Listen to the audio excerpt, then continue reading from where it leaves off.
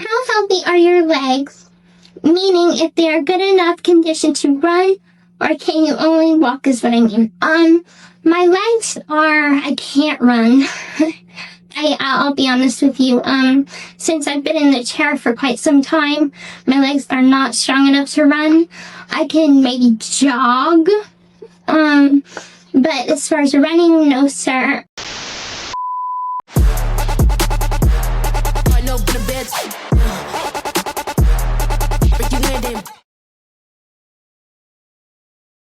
Hey guys, if you're new here, welcome to my channel. And if you're already subscribed, here's a very warm welcome back. So let me just preface this by saying, if this is your first time watching any of my videos, it might be helpful to check out the 2 previous videos before this one. And guys, just as a heads up, this is going to be a lot to process and unpack. I tried really hard not to make it sound as tedious, but I really wanted to paint as clear as a picture as I could. So please just really bear with me, and I promise it's going to make a lot more sense by the end.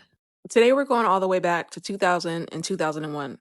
Because this is where there seems to be a concentration of diagnostic testing focused on her muscle function. And so it only makes sense to just cover them all at the same time. I mean, since they're basically all related to the same complaint. Now, before the muscle biopsy, there was actually an EMG ordered, or what's known as a electromyography. This is a diagnostic tool that is used to assess or test the function level of muscles and the nerves controlling them. And it does this by recording their electric signals. So in late 2000, at age 9, GRB had an EMG.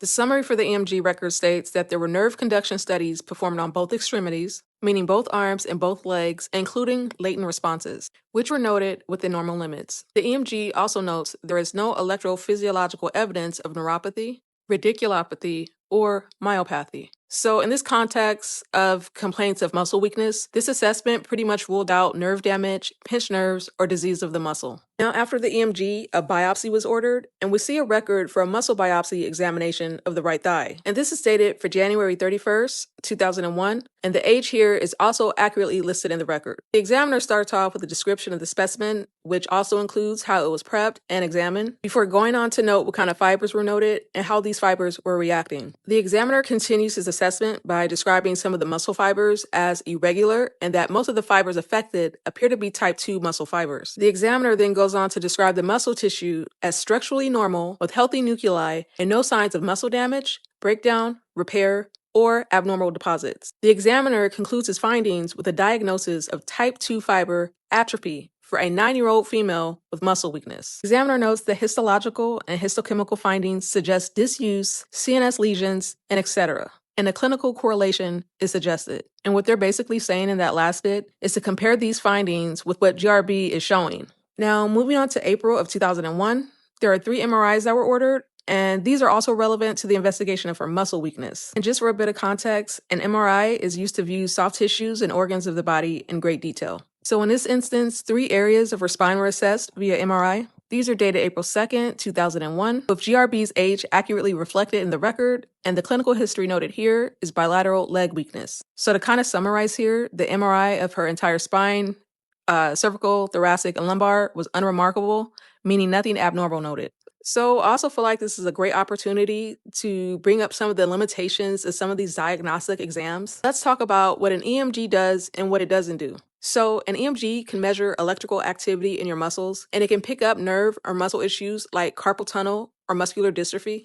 And it can even show which nerves or muscles are affected and sometimes how bad the problem is. What it doesn't do, though, is measure strength or coordination, and it doesn't really tell you all the causes of pain or muscle fatigue. And a nerve conduction study can show that the nerves can carry a signal to the muscles, but it doesn't show how well the brain controls that movement or how fast the muscles get tired. And likewise, although MRIs can provide visual details of soft tissue structures in the body and can help the examiner see problems like tumors, herniated discs, but what it cannot do is show the functionality level, only what it looks like. Now, a biopsy, on the other hand, can show you structural changes like inflammation and cellular changes, and it can help pinpoint specific muscular diseases and pick up on things that an EMG or imaging can't. What a biopsy does not do is tell you how well a muscle contracts or tell you how well the nerve signals themselves are working, meaning it can't tell you the quality of the signal the brain is sending to the muscle to make it move, and it doesn't tell you how quickly a muscle tires. A muscle biopsy is basically just a small snapshot,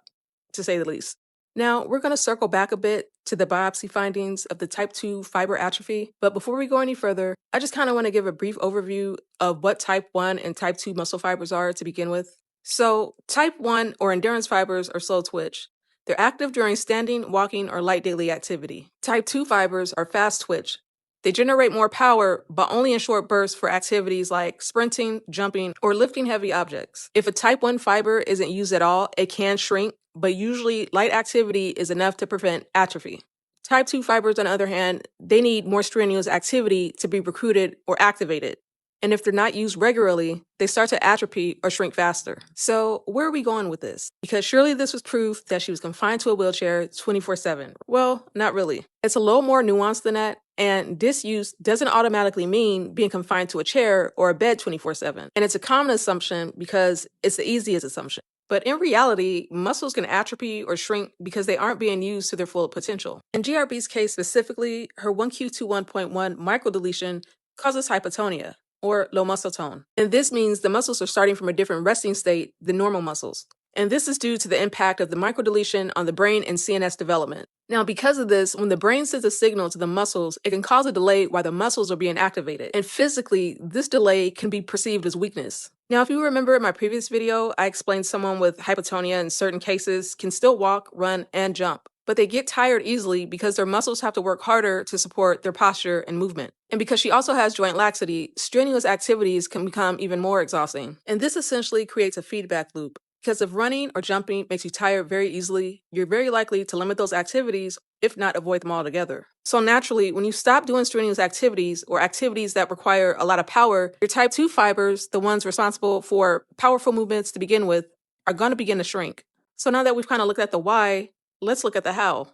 So for GRB, and even more specifically, her 1Q21.1-Q21.2 microdeletion can affect brain and central nervous system development. This means that even with healthy muscles and nerves, if the signals from the brain to the muscles are delayed, out of sync, or just not being fully recruited or activated, the result can be muscles feeling weak and tiring very easily. So to really drive home the emphasis here, when you take hypotonia, joint laxity, and differences in brain and central nervous system development together, basically what you see is a pattern of strenuous activity and tolerance. I don't know if I have any gamer subs in here, but it's kind of like PC specs. It's like having an outdated CPU paired with the high-end GPU. And in this case, the brain signals are the CPU and the muscles are the GPU. And if the CPU is slow or laggy, that high-end GPU can't be used to its full potential. And so this isn't something an EMG, MRI, or biopsy can pick up. So to kind of tie everything together here, if microarray genetic testing had been utilized as a standard for broad testing in the early 2000s, and the microdeletion had been known at the time,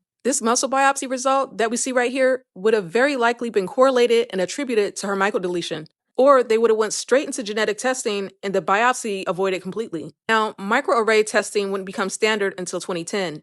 And this is why we see GRB being diagnosed in 2011. A full decade later, and even though a technique known as karyotyping was available at that time, which is actually another genetic test used to detect abnormal numbers of chromosomes or larger scale deletions and duplications, it just wasn't advanced enough to detect microdeletions like GRB's 1Q21.1. So to kind of wrap things up, and I also want to say, malingering and exaggeration aside, I think a lot of what gets lost in this case is that many of the clinicians involved, they were just following a logical diagnostic path to try and get to the root cause of some of these complaints. I don't think these were random procedures, and I don't think doctors were just out to pathologize a healthy child. So with that said, if you made it to the end, I hope you enjoyed the video and found it informative. I tremendously appreciate the support from each and every one of you. It means more than you know. If you're interested in seeing more breakdowns, feel free to leave a like, but also know there's never any pressure.